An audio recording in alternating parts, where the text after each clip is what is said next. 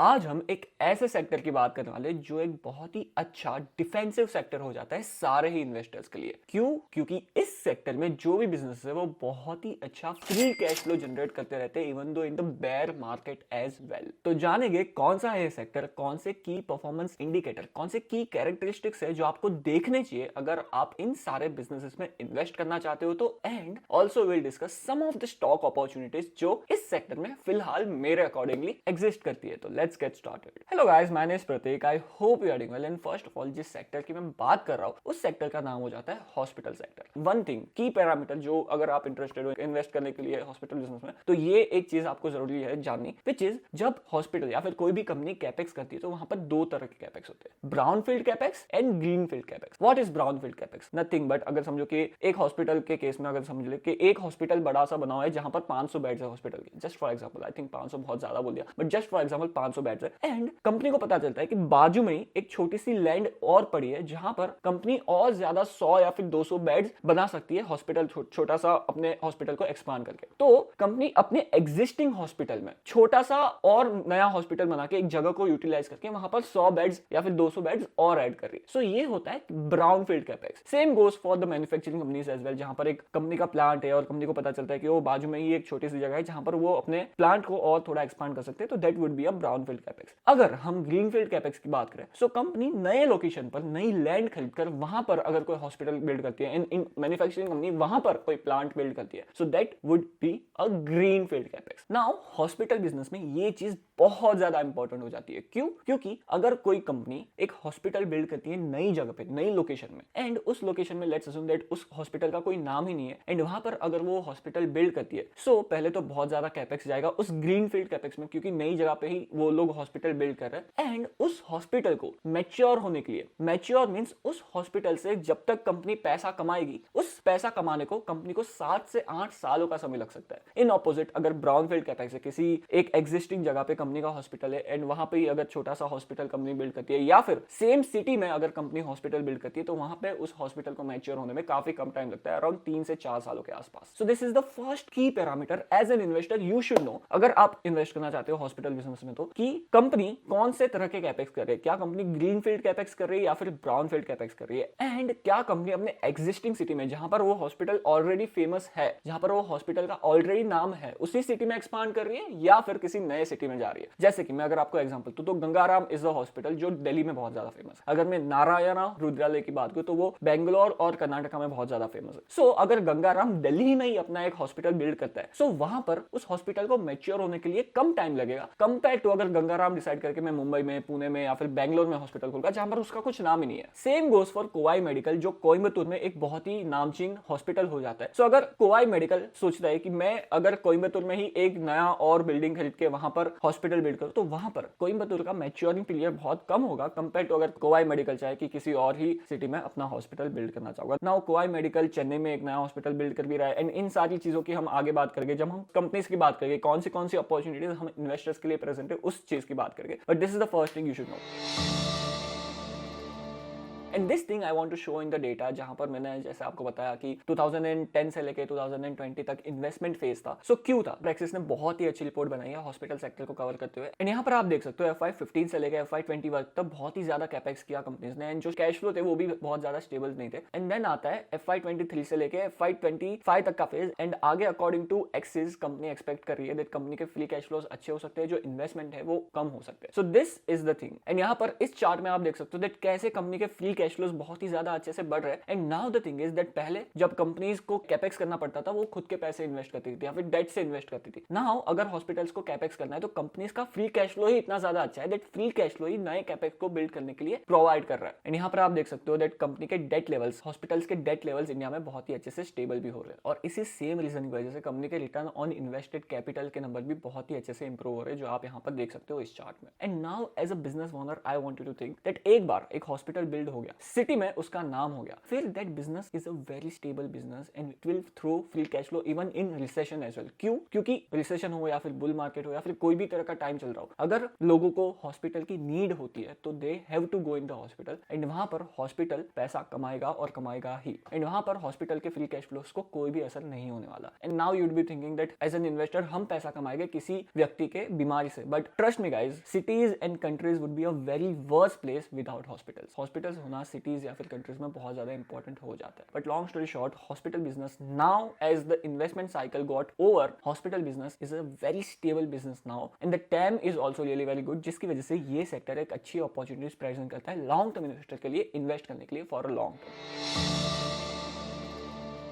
Now हमें interest है hospital sector में। सो नाउ 3 से 4 ऐसे की पैरामीटर्स है जो हमें एज एन इन्वेस्टर समझना जरूरी है अगर हम हॉस्पिटल बिजनेस को स्टडी करना चाहते हो तो। The first one is number of beds, that company के पास कितने बेड्स है जहां से कंपनी रेवेन्यू जनरेट कर सकता है, एंड क्या गाइडेंस है हॉस्पिटल के उन बेड्स के नंबर्स को बढ़ाने के लिए फॉर नेक्स्ट ईयर या फिर नेक्स्ट टू नेक्स्ट ईयर या फिर जो भी लॉन्ग टर्म गाइडेंस कंपनीज देती है। So this first thing you have to know कि कितने बेड्स है कंपनी के पास एंड कंपनी के गाइडेंस क्या है उन बेड्स को बढ़ाने के। And as I told you, जैसे ही फर्स्ट पार्ट में मैंने आपको बताया दैट कंपनी बेड्स तो बढ़ा देगी, किसी नए लोकेशन में इन्वेस्ट करके लैंड में वहां पर हॉस्पिटल बिल्ड करके कंपनीज बेड्स तो बढ़ा देगी, but you have to know and आपको समझना है कंपनी की गाइडेंस को सुन के कि अगर कंपनी किसी नए लोकेशन में अपना हॉस्पिटल बिल्ड करके बेड्स बढ़ा रही है तो वहां पर उस कंपनी को उस हॉस्पिटल को मैच्योर होने के लिए टाइम लगेगा, कंपेयर टू अगर सेम ही सिटी में जहां पर कंपनी का नाम है, जहां पर हॉस्पिटल का नाम है, वहीं पे कंपनी कैपेक्स करके अपने बेड्स को बढ़ा रही है। So now that thing you have to know as an investor. The second KPI key performance indicator is occupancy rate. बहुत ही ज्यादा सिंपल, एज नेम सजेस्ट, अगर कंपनी के पास 100 बेड्स हैं, 70% ऑफ बेड्स कंपनी के ऑक्यूपाई रहते हैं, सो उस हॉस्पिटल के ऑक्यूपेंसी रेट हो गया 70% के आसपास। नाउ 100% कभी भी नहीं हो सकता है, एक्सेप्ट कोई बहुत ही बड़ी बीमारी का आउटफ्लो आ जाए जैसे कि कोविड टाइम्स में हुआ था, 100% कभी भी नहीं हो सकता। द गुड नंबर इज 65-70% के आसपास। The third KPI key performance indicator is ARPOB, जिसका फुल फॉर्म हो जाता है average revenue per occupied bed. As name suggest, this is also simple, average revenue company कितना कमाती है कंपेयर टू जितने बेड्स है उसके पास। So now the thing is that सारे ही बेड्स के सेम प्राइसेस नहीं हो सकते, आईसीयू में अलग प्राइसेस रहेंगे, ड्यूअल रूम में अलग अलग प्राइसेस रहेंगे, प्राइवेट बेड्स अलग प्राइसेस रहेंगे। सो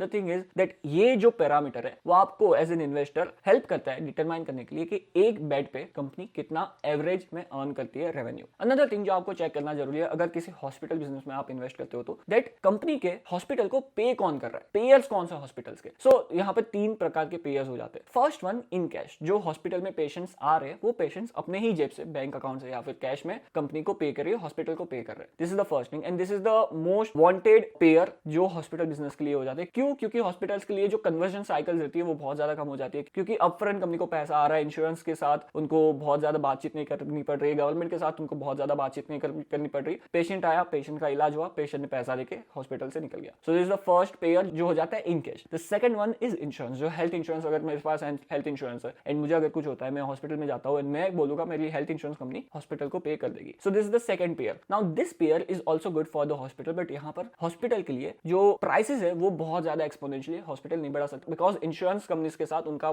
बातचीत हुआ रहता है दैट 1 साल तक या फिर 2 साल तक आप किसी ट्रीटमेंट के प्राइसेस नहीं बढ़ा सकते। सो this is the negative point if the majority of pair, जो मेजोरिटी ऑफ कैश कंपनी कमाती है, रेवेन्यू कंपनी कमाती है, वो पे करता है insurance company, but this is also not so bad. But सबसे खराब पेयर हो जाता है किसी भी हॉस्पिटल बिजनेस के लिए, वो हो जाता है गवर्नमेंट, क्योंकि गवर्नमेंट पे करने के लिए बहुत ज्यादा टाइम लेती है, कभी कभार 2-3 महीने भी हो जाते हैं, जहां पर गवर्नमेंट स्कीम्स हो गई, गवर्नमेंट के कोई इनिशिएटिव्स हो गए जिसकी वजह से हॉस्पिटल में जो पेशेंट्स आते हैं उनको फ्री ट्रीटमेंट मिलते हैं एवरीथिंग, एंड उन पेशेंट्स के बदले गवर्नमेंट हॉस्पिटल को पे करेगी। For patients it's really very good, but hospital के लिए एक खराब चीज हो जाती है। क्यों? क्योंकि गवर्नमेंट पे करने में टाइम लेती है। So as an investor you have to check that किसी हॉस्पिटल में अगर आप इन्वेस्ट करना चाहते हो तो गवर्नमेंट बिजनेस बहुत ज्यादा ना हो इन टोटल रेवेन्यू का। Now I want to discuss the types of the hospitals जो exist करते हैं इंडिया में। Now first type of hospitals हो जाते हैं जो पैन इंडिया हॉस्पिटल्स है, जैसे कि अपोलो हो गया, जैसे कि फोर्टिस हो गया, जिसके हॉस्पिटल्स पैन इंडिया है। तो इन सारी हॉस्पिटल्स के लिए जो फर्स्ट थिंग मैंने आपको समझाई दैट अगर वो किसी नए लोकेशन में भी अपना हॉस्पिटल बिल्ड करते हैं, इफ वहां पर फोर्टिस का नाम अच्छा है, जैसे काफी सारे लोगों को फोर्टिस हॉस्पिटल चेन के बारे में पता है, सो फोर्टिस को मैच्योर होने के लिए कम टाइम लगेगा कंपेयर टू अगर एनएच नारायणा रुद्रालय किसी नए लोकेशन में जाके हॉस्पिटल बिल्ड कर रहा है तो। सो this is first type of hospitals जो हो जाते हैं pan India. The second type of hospital is जो हॉस्पिटल्स के अपने सिटी में बहुत ही अच्छा प्रेजेंस है, जैसे कि अगर हम गंगाराम की, जैसे मैंने आपको एग्जांपल दिया, जहां पर दिल्ली में बहुत ज्यादा फेमस है। अगर यथार्थ की बात करें तो that is also Noida region में बहुत ज्यादा फेमस है। अगर हम एनएच की बात करें, नारायण रुद्रालय की बात करें, तो that hospital is very famous in Bangalore. अगर हम कोवाई की बात करें तो दैट हॉस्पिटल इज वेरी नामचीन इन कोयम्बतूर। एंड इन हॉस्पिटल्स में भी टाइप्स ऑफ हॉस्पिटल्स हो जाते हैं, जैसे कि मल्टी स्पेशलिटी हॉस्पिटल, जहां पर हर ही तरह के ट्रीटमेंट्स हो गए। अगर आपको कैंसर हो गया है, अगर आपको जॉइंट रिप्लेसमेंट कराना है, अगर आपको किसी और ट्रीटमेंट करानी है, सारे तरह के ट्रीटमेंट्स ये सारे हॉस्पिटल्स करते हैं। The second type of hospitals, यहाँ पर सब कैटेगरी हम कहा कर सकते हैं कि जो स्पेशलाइजेशन लगते हैं किसी एक ही तरह की बीमारी के लिए, जैसे कि कोई हॉस्पिटल सिर्फ कैंसर की बीमारी के लिए ट्रीटमेंट करता है, कोई हॉस्पिटल सिर्फ जॉइंट रिप्लेसमेंट की बीमारी के लिए ट्रीटमेंट करता है। Also one of the type of hospital could be the child care hospital, जहां पर वो हॉस्पिटल सिर्फ चाइल्ड स्पेशलिस्ट है। जैसे कि एक हॉस्पिटल मेरे टॉप ऑफ द माइंड आ रहा है जो हो जाता है रेनबो, जो सिर्फ चाइल्ड स्पेशलिस्ट हॉस्पिटल है, जहां पर जो बच्चे हैं उनके ही ट्रीटमेंट होते हैं। सो this is the sub categories of hospital. And the third type of hospital is government owned hospital. And यहाँ पर हम ज्यादा से ज्यादा फोकस करके प्राइवेट हॉस्पिटल्स की, क्यों? क्योंकि government hospitals is not for the profits, it's for the सेवा, and as an investor we need profits. So हम डिस्कस करके प्राइवेट हॉस्पिटल्स की। Now let's move forward to the last segment of this episode, जहां पर हम discuss करेंगे some of the hospitals जो मुझे लगता है एक अच्छी अपॉर्चुनिटी प्रेजेंट कर रहे हैं हम इन्वेस्टर्स के लिए, एंड कुछ ट्रिगर्स प्ले आउट हो सकते हैं उन हॉस्पिटल्स में जिसकी वजह से कंपनीज के फ्री कैश फ्लोज, प्रॉफिट्स बढ़ सकते हैं, जो इन्वेस्टर्स के लिए ऑफ कोर्स बेनिफिशियल हो जाते हैं। एंड यहाँ पर बिफोर गोइंग फॉरवर्ड एक चीज मैं आपको बताना भूल गया, दैट हॉस्पिटल्स को वैल्यू करने के लिए the best metric is not price to earning multiple. आप यूज कर सकते हो but not price to earning multiple, उससे अच्छा मल्टीपल हो जाता है हॉस्पिटल बिजनेस को वैल्यू करने के लिए ईवी बाई एबिटा। क्यों? क्योंकि जब कंपनीज कैपेक्स करती है तो वो डेप्रिसिएशन कॉस्ट कंपनी के प्रॉफिट एंड लॉस स्टेटमेंट में हो जाता है, जिसकी वजह से कंपनीज आर्टिफिशियली बहुत ज्यादा एक्सपेंसिव दिखती है। So that is the reason why किसी हॉस्पिटल को वैल्यू करने का अच्छा पैरामीटर हो जाता है EV by EBITDA. And yes, आप प्राइस टू अर्निंग मल्टीपल पे भी चेक कर सकते हो, just you have to know that उस हॉस्पिटल ने बहुत ज्यादा कैपेक्स तो नहीं किया, जिसकी वजह से कंपनी की अर्निंग्स आर्टिफिशियली डिफ्लेटेड दिख रही है। नाउ फर्स्ट लेट्स डिस्कस जो सबसे बड़े पैन इंडिया हॉस्पिटल्स हो जाते हैं, and why I am not very much कीन in investing in this hospitals is because in hospitals के जो वैल्यूएशन है वो ऑलरेडी बहुत ही ज्यादा एक्सपेंसिव हो गया। जैसे कि अगर हम अपोलो हॉस्पिटल की बात करें, 81 टाइम्स के पी मल्टीपल के आसपास ट्रेड कर रहा है, price to EV to EBITDA हो जाता है 35 टाइम्स के आसपास, जो मुझे सेंस नहीं बनता। Yes, these hospitals are really huge, इनकी बेड कैपेसिटी भी बहुत ही ज्यादा अच्छी होगी। अपोलो के पास अराउंड 8000 बेड्स हो जाते हैं, and in next couple of years they are targeting to expand this bed capacity by like 1100 and 1200 के आसपास, वो अपने बेड कैपेसिटी को बढ़ाना चाहते हैं। So that is the reason why ये जो हॉस्पिटल्स है वो ऑलरेडी बहुत ज्यादा बड़े हो चुके हैं, and that is the reason why investors इन सारी हॉस्पिटल्स पे भरोसा कर सकते हैं, and that is the reason why ये कंपनीज के जो पी मल्टीपल्स है वो बहुत ही ज्यादा एलिवेटेड दिख रहे हैं। एंड 96,000 करोड़ का मार्केट कैपिटलाइजेशन हो जाता है। अगर हम दूसरे हॉस्पिटल की बात करें, अगर मैक्स हेल्थ केयर की बात करें, तो ये हॉस्पिटल भी 106 के पी मल्टीपल के आसपास ट्रेड कर रहा है, 1,12,000 करोड़ का मार्केट कैपिटलाइजेशन हो जाता है, एंड इस कंपनी का भी ईवी टू एबिटा हो जाता है 60 टाइम्स के आसपास। क्यों? क्योंकि ये दोनों हॉस्पिटल्स बहुत ही बड़े हो चुके हैं। सो इन हॉस्पिटल्स अगर कोई कैपेक्स भी करता है, सो वो हॉस्पिटल को मैच्योर होने में बहुत ज्यादा टाइम नहीं लगेगा। सो इन्वेस्टर्स के लिए these hospitals are the safest bet, that's why ये सारे हॉस्पिटल्स बहुत ही ज्यादा एक्सपेंसिव प्राइस पर ट्रेड कर रहे हैं। बट मैं बहुत ज्यादा इंटरेस्टेड हूं जो छोटे छोटे हॉस्पिटल्स हैं, जो अच्छे से कैपेक्स कर रहे हैं एंड फ्री कैश फ्लो जो अर्न कर रहे हैं, एंड कुछ ऐसे कैपेक्स भी किए जो नेक्स्ट ईयर या फिर नेक्स्ट टू नेक्स्ट ईयर में कमेंस हो गए, जहां से company free cash flow earn करेगी एंड कंपनी के प्रॉफिट्स एंड रेवेन्यू अच्छे से बढ़ सकते हैं। Not a buy and sell recommendation, ये मेरा एनालिसिस है जो मैं आप सबके साथ शेयर कर रहा हूं, and I leave it up to you that आपको क्या करना है इस इंफॉर्मेशन का। So the first hospital which comes in my mind is Narayana Rudralaya. अगर हम इस हॉस्पिटल की बात करें तो इस हॉस्पिटल के पास 5700-800 बेड्स के आसपास है, and company is targeting 1500 bed company को बढ़ाने हैं इन नेक्स्ट 3 to 4 years। सो ये कंपनी का गाइडेंस है, एंड की थिंग जो नारायण रुद्रालय के बारे में आपको जानना जरूरी है, दैट इस कंपनी ने एक नया हॉस्पिटल बिल्ड किया है जो आई थिंक लास्ट या फिर लास्ट क्वार्टर में कमेंस हुआ है, जो हो जाता है केमन आइलैंड्स में, एंड वहां से कंपनी एक अच्छा प्रॉफिट जनरेट कर सकती है according to the transcripts and PPT of the company. So this is the first thing which you should know about this hospital. Other than that company का return on capital employed and return on equity का number भी बहुत अच्छा हो जाता है 26% and 31% के आसपास, एंड कंपनी ने 5 साल में अपने रेवेन्यू को 12% एंड प्रॉफिट को 68% से ग्रो किया है, एंड क्लियरली कंपनी को ऑपरेटिंग लिवरेज भी मिला है इस केस में। सो या this is about Narayan Rudralaya. अगर हम दूसरे एक हॉस्पिटल की बात करें तो उसका नाम हो जाता है Kovai medical centre and hospitals limited, and ये कंपनी का मार्केट कैपिटलाइज होना जाता है as you can see 5900 crore के आसपास, एंड ये कंपनी बहुत ही ज्यादा, ये हॉस्पिटल बहुत ही ज्यादा फेमस है कोयम्बतूर में, एंड इस कंपनी ने एक कैपेक्स किया है चेन्नई में। तो चेन्नई में ये कंपनी एक नया हॉस्पिटल बिल्ड कर रही है, एंड वहां से कंपनी एक अच्छा प्रॉफिट एंड रेवेन्यू जनरेट करने की आशा रख रही है। बट इस कंपनी की जो परफॉर्मेंस है वो बहुत ही ज्यादा अच्छी हो जाती है। अगर हम लॉन्ग टर्म ट्रैक रिकॉर्ड की बात करें, कंपनी ने 10 साल में अपने रेवेन्यू को 14% एंड प्रॉफिट को 22% से ग्रो किया है, एंड कंपनी के रिटर्न रेशियो हो जाता है वो भी बहुत ही ज्यादा अच्छे हो जाते हैं, एज यू कैन सी। सो इस कंपनी का बहुत ही अच्छा ट्रैक रिकॉर्ड है, जहां पर भी कंपनी इन्वेस्ट करती है वहां से एक अच्छा रिटर्न कंपनी इन्वेस्टर्स के लिए बना के देती है। So this thing we have to see that जो चेन्नई में ये कंपनी हॉस्पिटल बिल्ड कर रही है, वहां से कंपनी कैसे अपने रेवेन्यूज एंड प्रॉफिट को ग्रो करना चाहेगी, एंड कैसे कंपनी अपने रेवेन्यूज एंड प्रॉफिट को ग्रो करती है। अगर हम और एक हॉस्पिटल की बात करें तो इस हॉस्पिटल का नाम हो जाता है यथार्थ hospital and trauma care limited, and इस हॉस्पिटल के अराउंड 1600 के आसपास बेड्स हो जाते हैं, एंड ये कंपनी का गाइडेंस है अराउंड 300 करोड़ का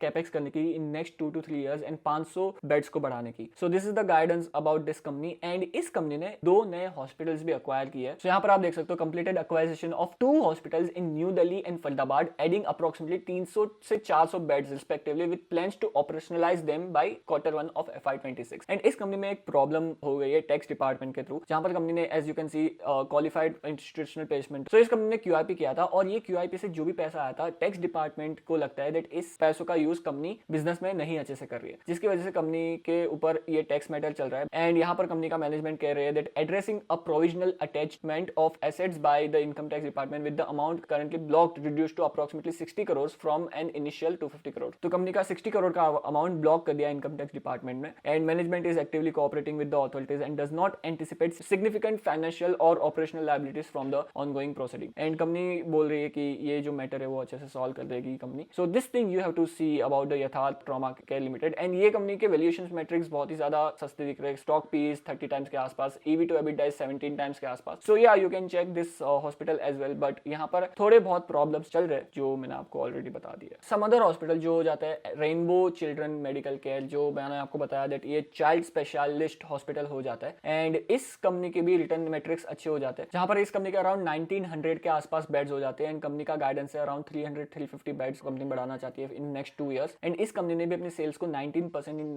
लास्ट 5 इयर्स एंड प्रॉफिट को 37% इन लास्ट 5 में ग्रो किया है। तो you can see that operating leverage भी इस कंपनी को बहुत ही अच्छे से मिल रहा है। सिमिलरली अगर हम 3 साल की बात करें, 26% से कंपनी ने अपने सेल्स को एंड 75% से कंपनी ने अपने प्रॉफिट को ग्रो किया है। सो yeah you can see this hospital and analyse this hospital by your own, and ये हॉस्पिटल भी बहुत ही अच्छे से अपने आप को ग्रो कर रहा है। Another hospital could be Jupiter lifeline hospital, जिसके अराउंड 1000 बेड्स के आसपास हो जाते हैं, एंड ये हॉस्पिटल मुंबई में एग्जिस्ट करता है, पुणे में एग्जिस्ट करता है, एंड एक नई फैसिलिटी बिल्ड कर रहा है डोंबिवली में। So this thing you have to check that Dombivli में जो फैसिलिटी बिल्ड हो रही है वहां पर कंपनी कैसे परफॉर्म करती है। एक और हॉस्पिटल हो जाता है जो बहुत ही ज्यादा छोटा हॉस्पिटल हो जाता है, जिसका मार्केट कैपिटलाइजेशन सिर्फ 200 करोड़ के आसपास हो जाता है। So this hospital is also there, जो आप स्टडी कर सकते हो। This is the riskiest hospital, यहाँ पर वॉलिटिलिटी बहुत ज्यादा हो सकती है, बट ये हॉस्पिटल का झारखंड में प्रेजेंस है, एंड लास्ट क्वार्टर में कंपनी ने अपने रेवेन्यू को 59% से ग्रो किया है। सो जो ग्रोथ है वो बहुत ज्यादा अच्छी दिखाई है कंपनी ने लास्ट क्वार्टर में। So we have to check that आगे आने वाले क्वार्टर्स में कंपनी कैसे अपने आप को परफॉर्म करती है, and company is focused to expanding 300 to 380 beds as well. So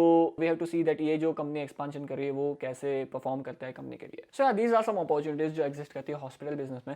some other hospitals you can analyse by your own is Aster, DM, KIMS, and also Medanta, Shalby, HCG, ये सारे हॉस्पिटल्स भी आप देख सकते हो जो आप इंडिपेंडेंटली एनालाइज कर सकते हो। Thank you for watching this episode. For more such kind of video subscribe to Prateek invest, and मिलते हैं नेक्स्ट एपिसोड में। तब तक के लिए बाय बाय।